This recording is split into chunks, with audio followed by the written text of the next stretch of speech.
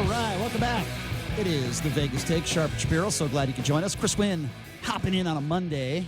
Bang. And it is a little bit, I feel a little bit uneasy because I have a cardboard cutout of the My Pillow guy behind me in studio. It is a little bit weird. And he's got that cross sticking out right over your head, basically. Well, that's another story for another show. I could just go on and on about this My Pillow guy, but I'm not going to do it.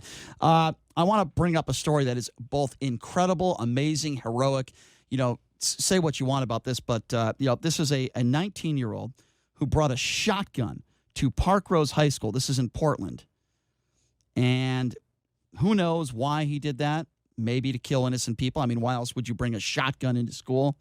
Well, a former 49ers assistant coach saw the young man, removed the gun. This gun was loaded with only one shell as he gave him a hug. Now, maybe this guy was suicidal, this young 19-year-old. Who knows? But the surveillance video shows it. This former coach in the video, Keenan Lowe, working at as a coach at Park Rose High School, can be seen hugging the 19-year-old Angel Diaz with the gun in his hand.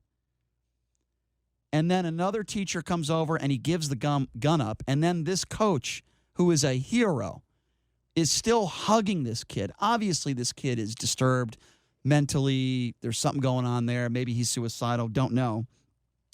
And then the coach said, well, why did you do it? And he said, well, all I needed was to embrace this kid, love him, show him some love. Let me just start out by saying that I saw this video, and it's unbelievable. I've never seen anything like it in my life. If you're in a school, if you're in a library, wherever you are, a mall, and you see somebody with a gun, I'm going to tell you right now, the last thing I would do is try to engage. Unless I had a weapon on me, then I would try to shoot the guy or girl or whoever it was. But if I don't have a weapon on me and I see somebody walking in with a weapon, I'm doing everything I can to get the hell out. I'm either going to hide or just I'm trying to save my life or maybe save the life of somebody else. The last thing I think about is giving this person a hug, because if you walk towards this individual, what's to stop them from shooting you? So, I ask you guys this. I'm just saying, I'm just being honest. The last thing I would do is try to hug an individual with a gun that I think is going to kill a bunch of people or themselves. So, what would you say to this assistant coach? He's obviously a hero. What a wonderful, he's a hero. I don't even really know what else to say. He saved so many lives, and he saved this kid's life too, because if this kid shot others, maybe even shot himself, his life is over.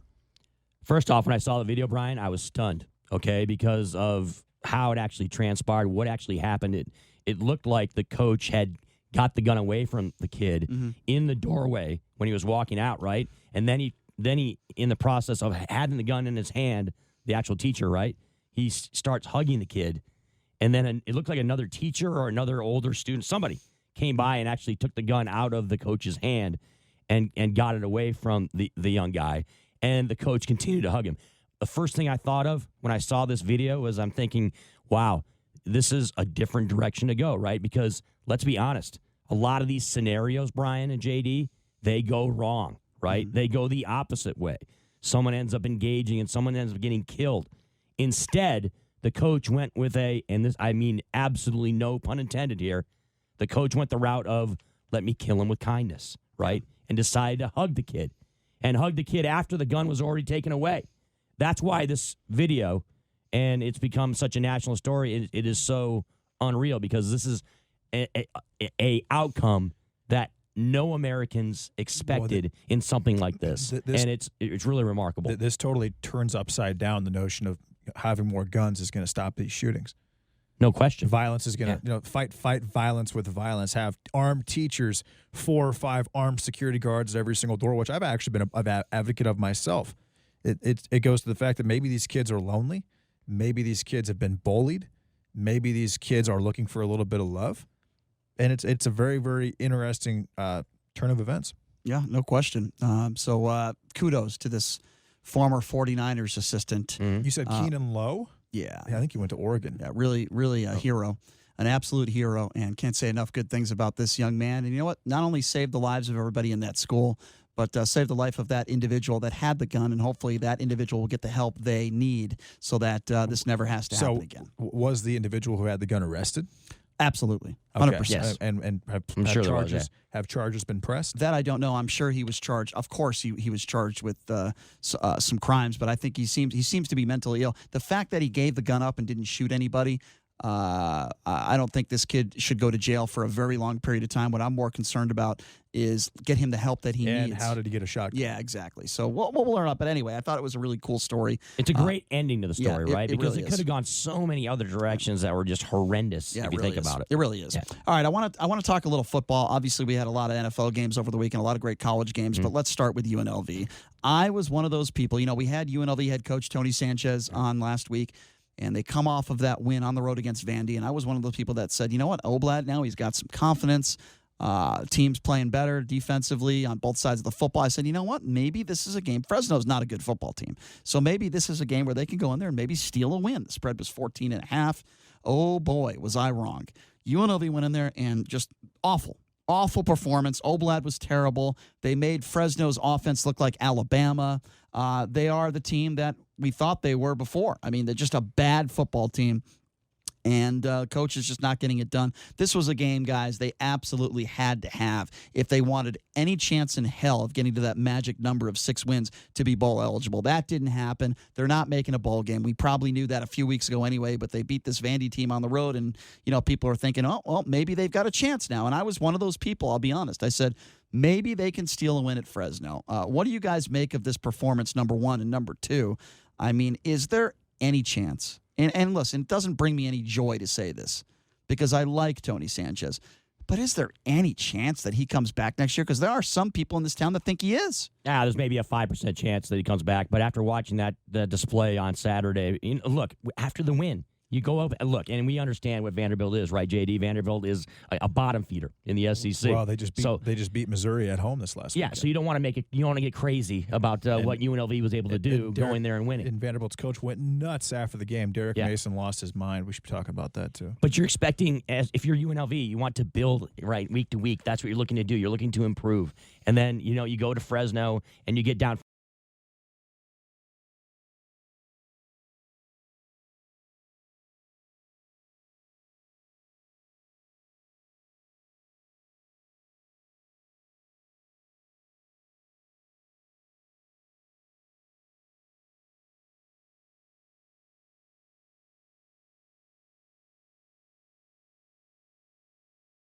Too many question marks. We understand they can run the football at times, okay? But as far as a passing offense, it is just not where it should be. And this is a team that is not moving forward, that is not improving, despite the fact that they were able to get that W against Vandy last week. So again, it's got to be frustrating. I say this all the time. I like Tony Sanchez. I think he's a really good guy. He's an easy guy to root for. But where has the improvement been?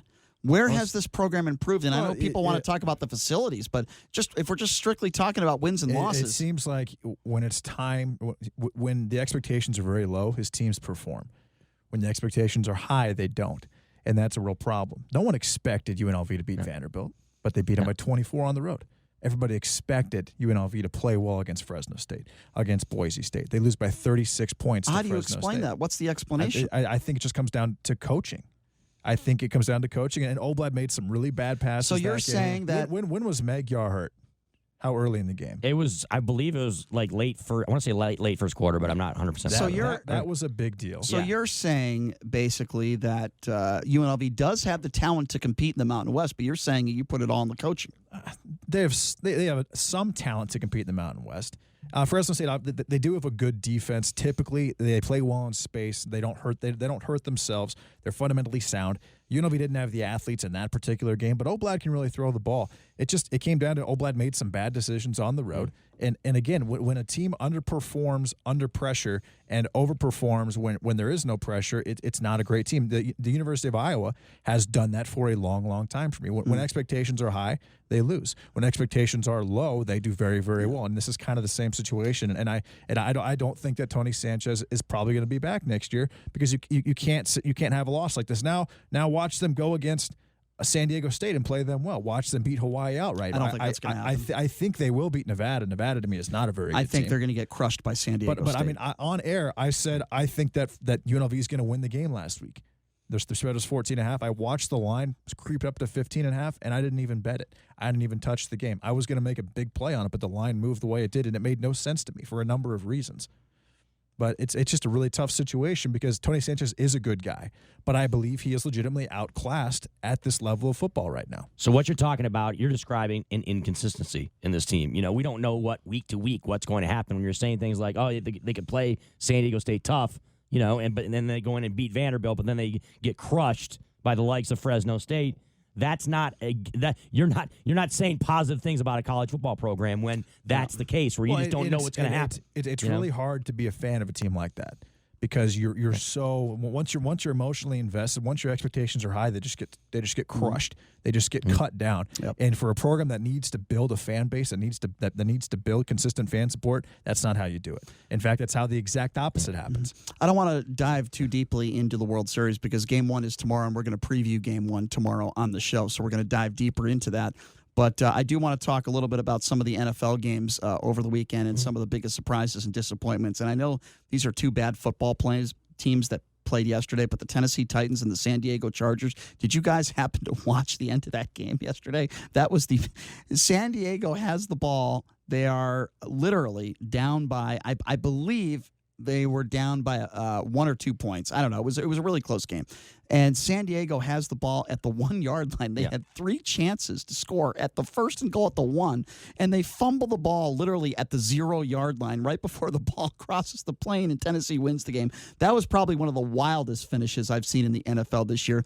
But what are your thoughts yesterday on the good performances, surprising performances, bad performances of all the games that took place over the weekend? I don't know about you, JD, but I have to say the performance by the Atlanta Falcons at home against the Los Angeles Rams was just awful, okay? This was a team that was expected, right, to contend in the NFC South. Has not been the case this year. Matt Ryan ends up getting hurt yesterday after a just atrocious performance by him. Devontae Freeman even with all those pieces, throws a punch at Aaron Donald and basically gets manhandled for 5 yards. That was crazy impressive. That was incredibly telling, right, about what the Atlanta crazy. Falcons have been this year. And I think we all know who the first coaching casualty is going to be in the NFL. It's going to be there in Atlanta. Dan Quinn has to be gone, and Belichick just ruined this guy's career.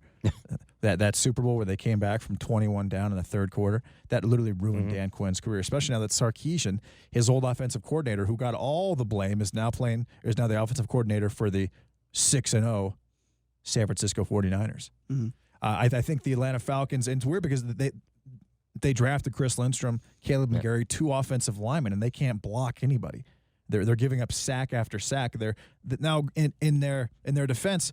Desmond Trufant's out for the year. They've got Isaiah Oliver. They've got Kendall Shuffle. They've got a couple of young cornerbacks right now. So playing a team like the Rams is not a great matchup for them. And any good passing team at this point is going to decimate the Falcons. But the fact that the Falcons couldn't score any points, now the Rams did pick up Jalen Ramsey, and he's obviously a big deal. And I just took a Super Bowl future on the Rams at 25-1 last night after that for a number of reasons. Mm-hmm. But the Falcons, they just look, and they still have Julio Jones, Calvin Ridley, Mohamed Sanu, Devontae Freeman. They have the offensive weapons, Austin Hooper.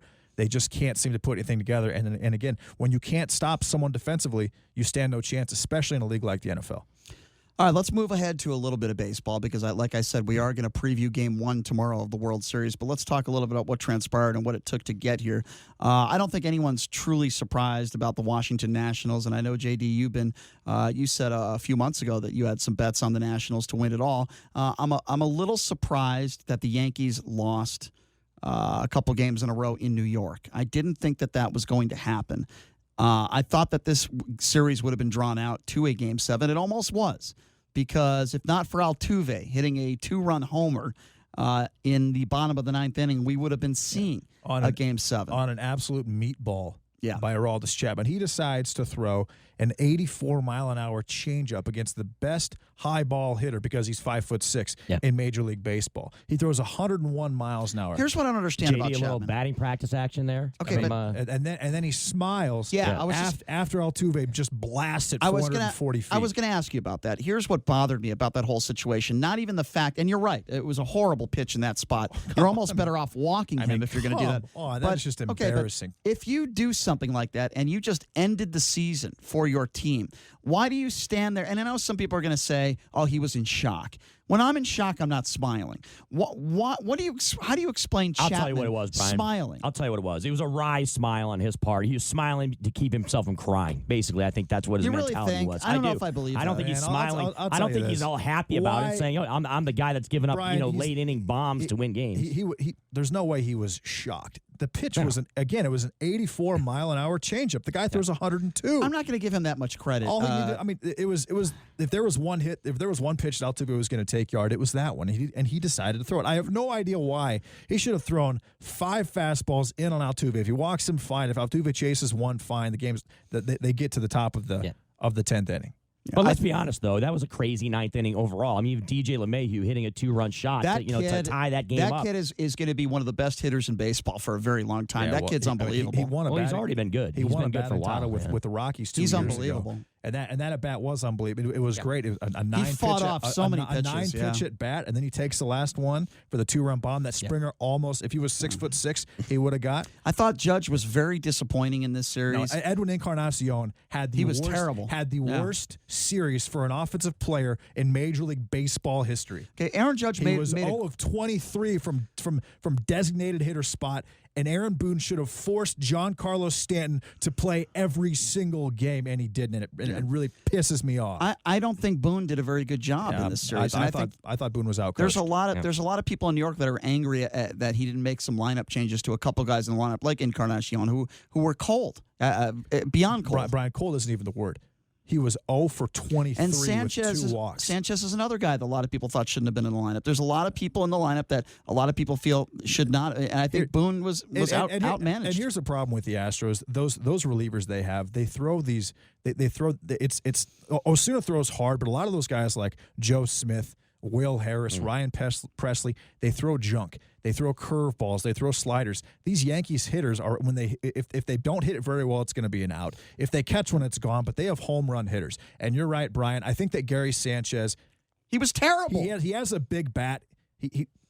Boone was hoping for the home runs. But here's what I'm talking about. He was hoping that Encarnacion and Sanchez were going to get 2 home runs each. But JD, here's what I'm talking about with Sanchez, right? You got a guy on second base.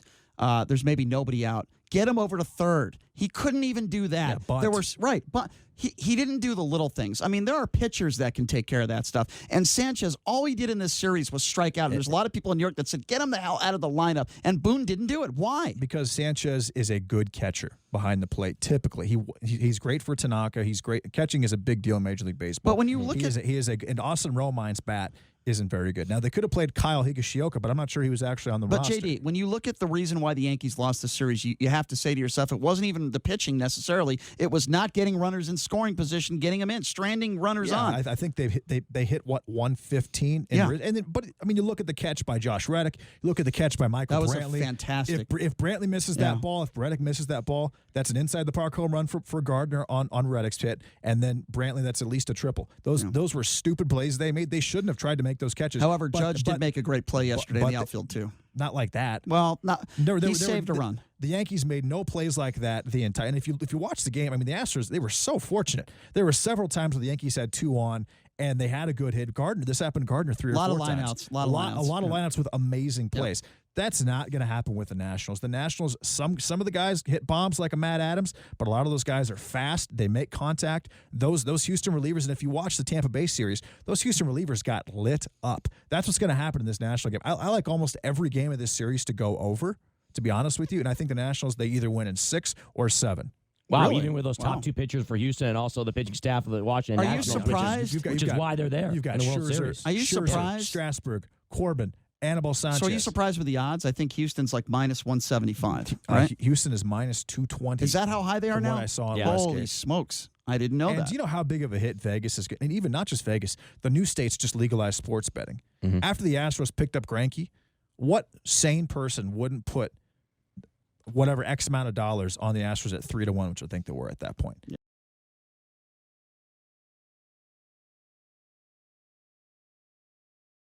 Win the World Series. Now, granted, there were a lot of futures on the Yankees because the New Jersey book. New Jersey is now the top state in sports betting. I'm sure they had a ton of futures because the Yankees are close there. But the Nationals, I had the Nationals 40-1 a couple of times to win the NLCS. I think I have them once at 80-1 to win the World Series, and I will be making a very large hedge bet because of that. But I'm going to take the Nationals. They're 6-1 to win in 6, and they're 7-1 and win in 7. I could actually see them winning in 5.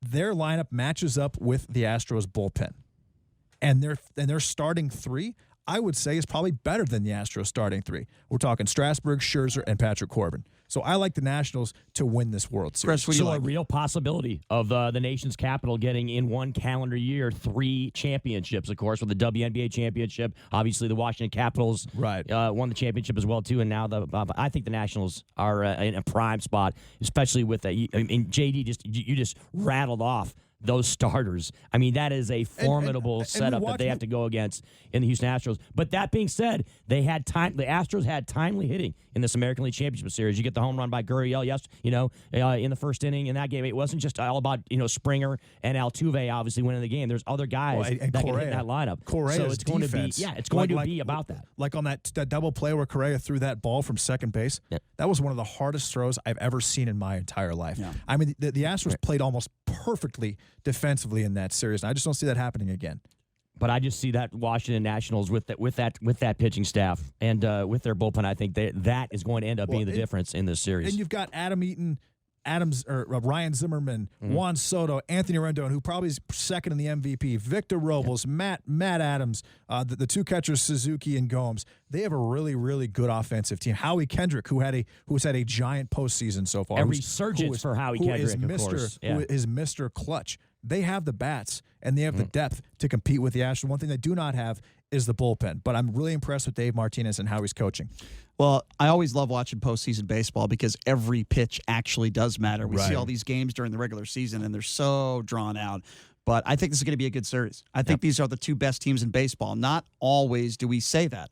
I think it's fair to say that the Nationals and the Astros deserve to be there. They are the 2 best teams in baseball, top to bottom. The Yankees, I think, we're probably looking on the outside as the 3rd. I think they're going to be very good, the Yankees, for a long time. They're young. It was just a bad matchup because Boone set it up that way by trying to have home run hitters in there. And if you're going to do that, take out Encarnacion. He's 36 years old. Put Stanton in there, injured or not, because Stanton is still 6'6", 260 pounds. The guy is just, he's got power. He's built like a Greek god. Yep. So when you see Stanton, when you're a pitcher and you see Stanton coming up to bat, even if he's not at bat right now, but you see him in the on-deck circle, you get a little scared. So and I don't think Boone thought about that. So we're going to continue to preview Game 1 tomorrow. We'll have some guests on to talk about it. Should be a big one because, of course, Game 1, I believe, if I'm not mistaken, Eastern Standard Time. What does it start? Like around 4? I believe that's when it starts. I think it's 4:08. Is it 4:08? Okay, yeah. So we'll continue to 5:08. Yeah, 5:08. Yes. Okay, so we'll continue to preview Game 1 tomorrow on the show. We'll have some special guests on to talk about it and give their picks. But this is going to be a lot of fun tomorrow. There was a story about Bernie Sanders and UNLV in regards to a threat towards Bernie and African Americans on the UNLV campus. Why did it take the campus 5 days to make that public? Well, a man who, what better person to have in studio than Stretch Sanders, who came in last week. He's going to be coming in tomorrow to talk a little bit about that. He happens to be a big Bernie Sanders supporter. Hey, Brian, the NBA starts tomorrow as well. Yes. I'm sorry? The Lakers starts Clippers tomorrow. Yes, it does. Start tomorrow. Yep. Yes, it does. So we will preview the NBA season as well tomorrow. Plenty of sports to talk about. Something tells me our good friend Donald Trump will give us some material to talk about tomorrow as well. So tomorrow's going to be a loaded show. Fury's going to be joining us as well tomorrow. You want to quickly, 10 seconds, give me his synopsis, Fury? Luca Fury is arguably the best MMA, UFC sports handicapper in the country and has been for a long time. So he'll be joining us tomorrow as well. Chris, thank you so much for joining us as he Good does times. every Monday. Sean Hannity coming up next.